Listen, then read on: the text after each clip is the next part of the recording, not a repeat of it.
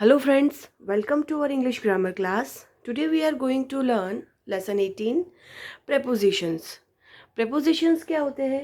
A preposition is a word that shows relation between a noun or a pronoun and some other words in a sentence.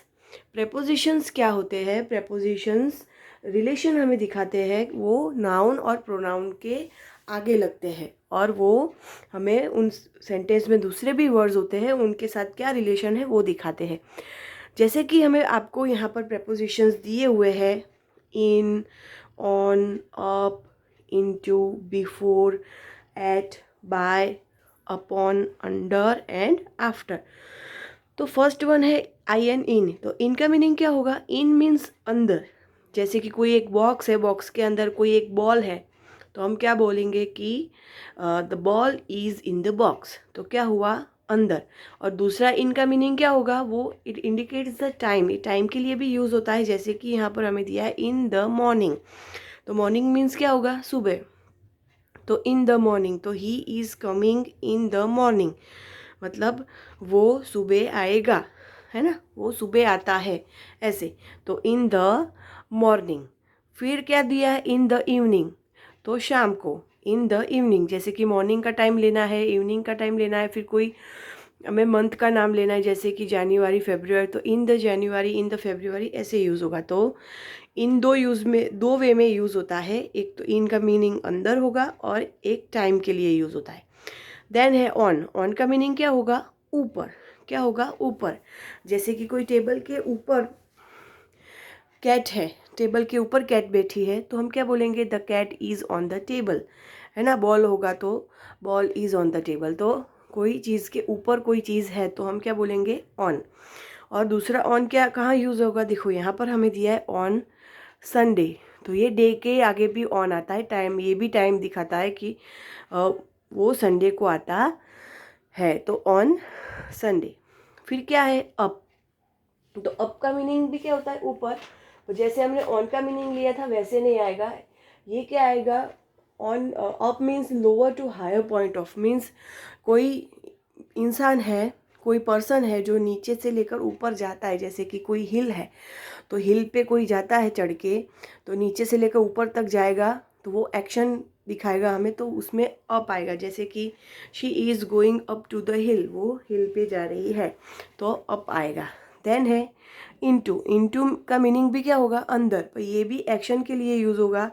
जैसे कि the man is jumping into the river, तो कोई इंसान है वो river के अंदर jump कर रहा है, तो अंदर, उसके अंदर, बाहर से लेकर वो अंदर जा रहा है, तो इसके लिए क्या होगा? इनटू। फिर है बिफोर। बिफोर का मीनिंग क्या होगा? पहले, आगे। फिर है एट। तो एट ये भी उसकी तरफ वो यूज़ होगा। जैसे कि यहाँ पर हमें टाइम के लिए भी यूज़ दिया हुआ है कि नाइट, तो नाइट के आगे क्या आता है? At night. He is coming at night, तो नाइट के आगे भी एट आता है। नून अकेला लिखना है तो नून के आगे भी एट आएगा, एट नून। फिर यहाँ 8 o'clock दिया है, तो ये टाइम के लिए भी यूज़ होता है। जब भी हम o'clock वाला टाइम लिखते हैं तब हम आगे एट लिखते हैं। He is coming at 8 o'clock। फिर क्या होगा?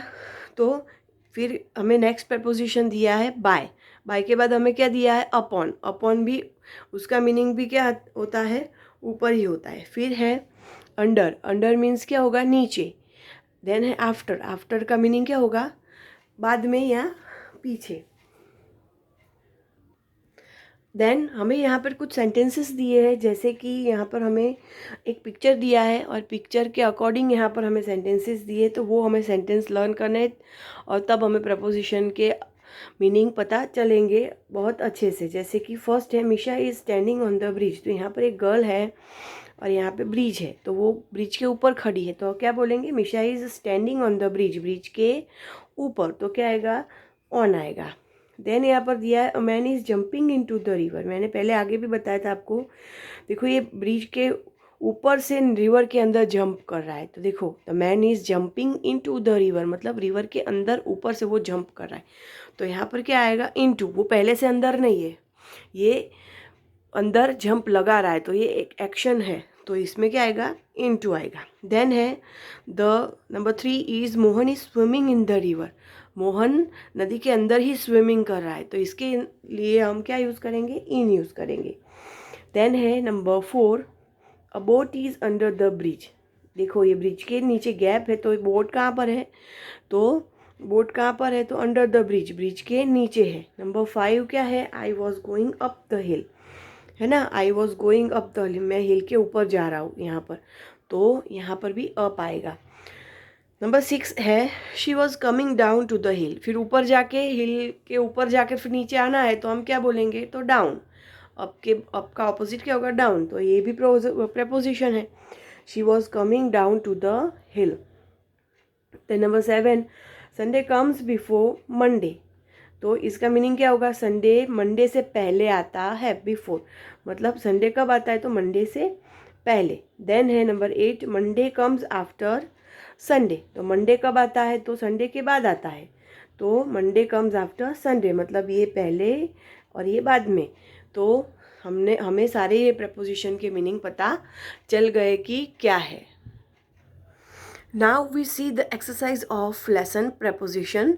उसमें हमारी फर्स्ट एक्सरसाइज है, choose the correct word to fill in the blanks. हमें यहाँ से एक करेक्ट वर्ड चूज़ करना है और ब्लैंक्स को कंप्लीट करना है।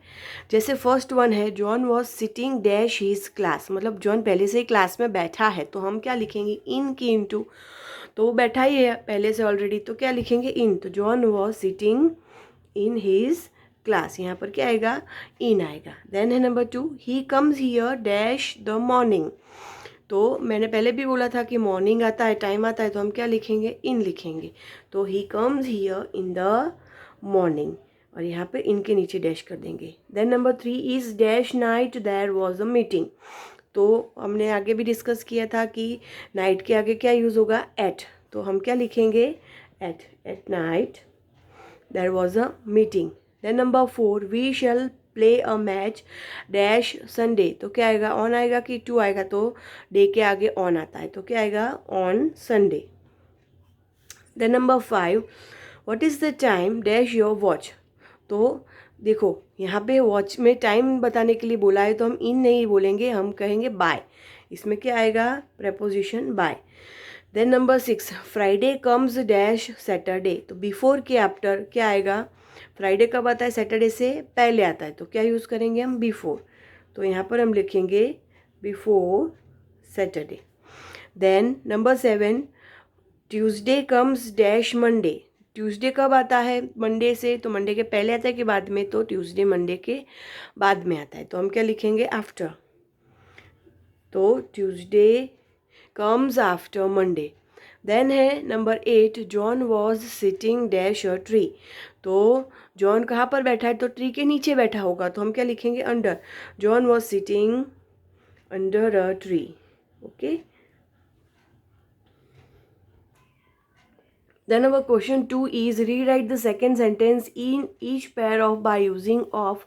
Look at the example first. हमें यहाँ पर जो एग्जाम्पल दिया है वैसे हमें आंसर लिखना है। जैसे कि फर्स्ट सेंटेंस क्या है, this is a house, and number 2 is this is it's roof, तो हमें क्या लिखना है आंसर में, this is the roof of the house. यहाँ पर हमें दिस इज़ लिखा है, तो दिस इज़ ले लेना है यहाँ से, फिर यहाँ से हमें इट्स की जगह पर द रूफ लिखना है, और फिर यहाँ पे फिर से ऑफ लगा के द हाउस लिखना है। तो हम दूसरे सेंटेंसेस भी ऐसे लिखेंगे। हमारा फर्स्ट सेंटेंस क्या है, this is a tree, and second sentence हमें क्या दिया है, दिस आर इट्स ब्रांचेस, तो हमें इसे कैसे लिखना है, तो यहाँ पे हम लिखेंगे दिस इज़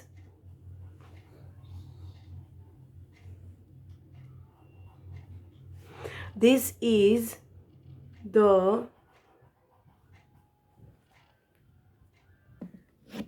यहाँ पे हमें प्लूरल दिया है, तो हम प्लूरल में लिखेंगे, हम सिंगुलर में नहीं लिखेंगे। यहाँ पर लिखेंगे these are the branches of a tree, these are the branches of a tree, ऐसे लिखेंगे हम। फिर नंबर 2 है, this is a chair and these are its legs, तो हम कैसे लिखेंगे, these are the legs of a chair. These are the legs of the chair. हम ऐसे लिखेंगे. देन है number 3, this is a bicycle and this is it's handle. तो number 3 में हम कैसे लिखेंगे? तो this is the handle of the bicycle. Bicycle. This is the handle of the bicycle. Then number 4 is this is a lock and this is its key. तो इसका answer क्या होगा? तो this is